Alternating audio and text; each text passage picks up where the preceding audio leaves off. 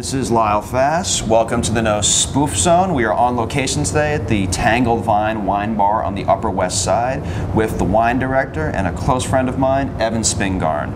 And the wine that we will be tasting right now is a wine I like, don't love in previous vintages. It's a Riesling. Show it to you right now, from Germany. It's from the Rheinhessen. The producer is Gunderloch, and it's their Jean Baptiste Estate Riesling, which is one of the most popular Rieslings you will see on wine lists all over New York, because it is wildly consistent from year to year. There's no question about it. So let's taste it.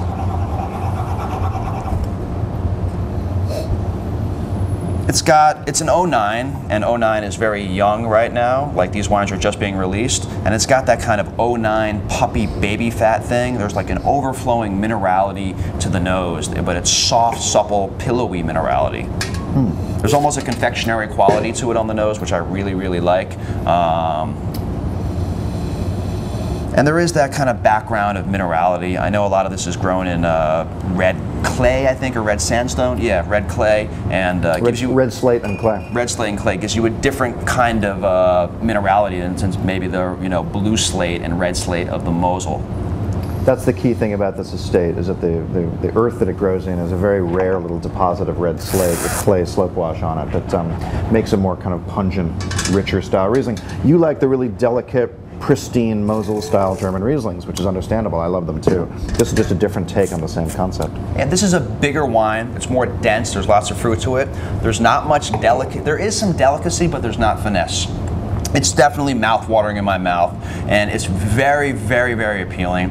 But it's like it's a one-note wine. That's the best way to describe it. And the one note it sings very well. This is E-flat. It cannot do D-flat. There's no way it can do D-flat, because that'd be too complex. But for pouring by the glass, I think it's absolutely fantastic. And it's one of the better Gunderloch Jean Baptistes. Another thing about this wine, and this is kind of an insider secret, it really changes within a year, and I prefer it late in its life, after around a year and a half of bottling, because then you get a little more, it petrolizes really early, which is something I like about it. You get that within a year and a half, and then the baby fat goes away and becomes a little leaner, which is more up in my wheelhouse. Spinner, what do you think of this wine? I mean, I like it a lot, obviously. I use it as a gateway drug for people. Riesling, we're two guys on a mission to make Riesling popular in the United States, and it's an uphill climb, believe me. But when you have a wine like this, which is so accessible, I don't know if I'd call it a one-note Johnny like you did, but it's approachable and accessible. It's not something that you have to sit and think about for 3 hours when you drink it. It's fruity and it's delicious. It's a little floral. It's got that pungency from the soils, and there's not too much sugar in this wine.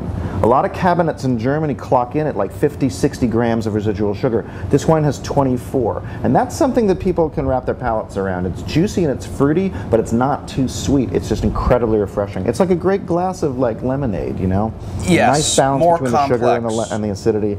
But of course, it's got all the great stuff that wine has that lemonade doesn't. But I can see a customer coming in and getting poured this wine and saying, "Oh, this is too sweet," and you're going to be like, "Oh, it's got 24 grams of residual sugar." Oh, yeah, no, I'm not even going to bother with that. I mean, if they think it's too How do you sweet. deal with that? Well, I mean, one way to deal with it is to put the right food in front of them with it. We do these potato chips at the bar that are sprinkled with a little bit of pimenton, so it's got a little bit of spice and a lot of salt to it. And what I like doing is putting a bowl of those in front of people for a couple of bucks. And force feeding it down their throat. And cramming it down their throats with a shovel. And again, just making them as miserable as I can possibly. No, we give them something salty and crunchy and savory to eat with it, and all of a sudden they look at me, they're like, "Hey, wait a minute, that totally changes the wine." I'm like, that's the whole idea. Wine and food are meant to go together, and this is why this wine exists, to go with delicious kinds of salty, spicy, smoky, oily foods. All that kind of different sorts of things. That's why it's so versatile with Asian food and German food and a lot of the crunchy, salty snacks that Americans really like to eat. I'm gonna have one more sip of it. Evan, you'll have one more sip, and